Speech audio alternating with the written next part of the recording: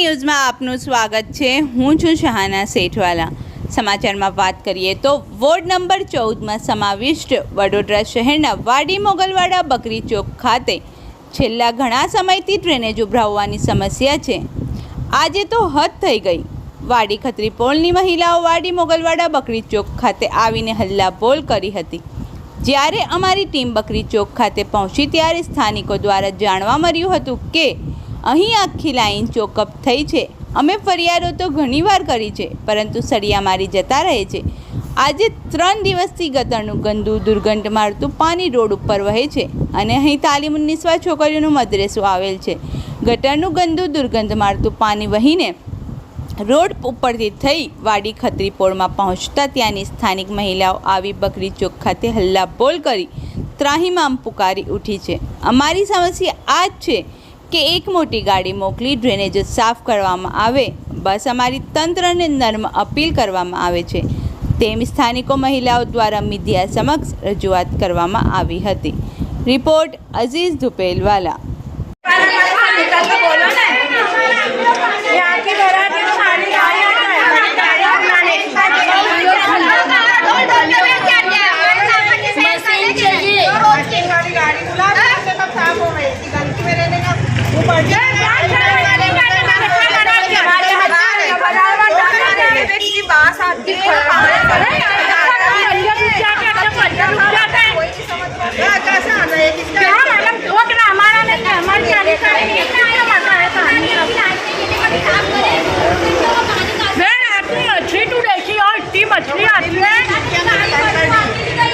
આ કયો વિસ્તાર છે, કયો વોર્ડ નંબર છે અને તમને શું સમસ્યા છે?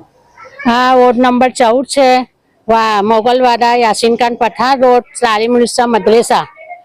बार बार कंप्लेन करते हैं, आते लाइन साफ करके चले जाते, फिर वही वापस ही भरा जाती है। सलिए मार के फिर वापस चले जाते, तो वो बोलते हैं कि बड़ी गाड़ी बुलवाओ। बड़ी गाड़ी बुलवाओगे तो इसका तुम्हारा ये होगा। हमारा घर में खराब पानी आता है, सबके घरों में बच्चे भी बीमार होंगे। हम बाहर से पानी लाते, कोई ध्यान देता नहीं है, कोई आवता नहीं। अक्की लाइन चौकवे कई मुगलवाड़ा विस्तार में हर जगह ऐसा है, हर जगह। આ ડ્રેનેજ લાઈન કેટલા ટાઈમથી ચોકઅપ છે અને કેટલા સમયથી ગંદુ પાણી વહે છે?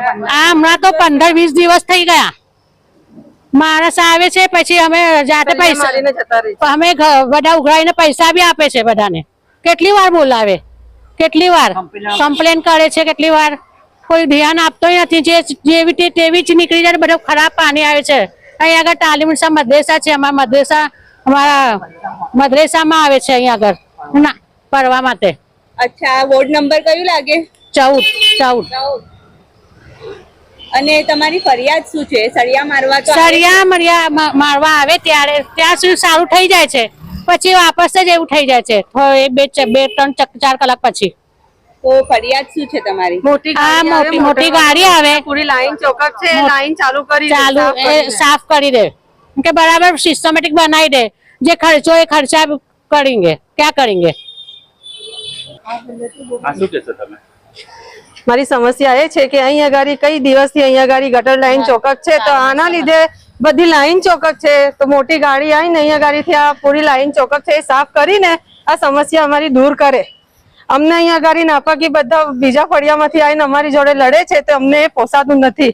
કેટલા દિવસ થઈ ગયા, અમે ત્યાં જઈને કેટલી ચંપોડો પણ અમે ઘસી કાઢી, પણ ત્યાંથી કોઈ આવતા જ નથી। પૈસા પણ આપવાના, ધક્કા ખાવાના। અમારા બાળક નથી નાના, અમને કશું તકલીફ નહીં પડતી। બીજા ફળિયાવાળા આવીને અમને અહીંયા ગાડી લડીને જાય છે, તો કઈ સુધી આવું ચાલશે? આ મહિલા હલ્લાબોલ કરીને ગઈ, કયા વિસ્તારથી આવેલી અને ક્યાં સુધી પાણી પહોંચ્યું ગટરનું ગંદુ? આ ખત્રીપોળમાંથી આવેલા, વાડી ખત્રીપોળમાંથી ત્યાં સુધી પાણી જાય છે।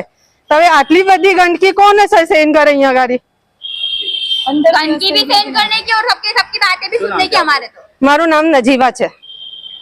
ઘંટી છે તેમને ક્લિક કરો જેથી અપડેટ ન્યૂઝ તમારા સુધી પહોંચી શકે।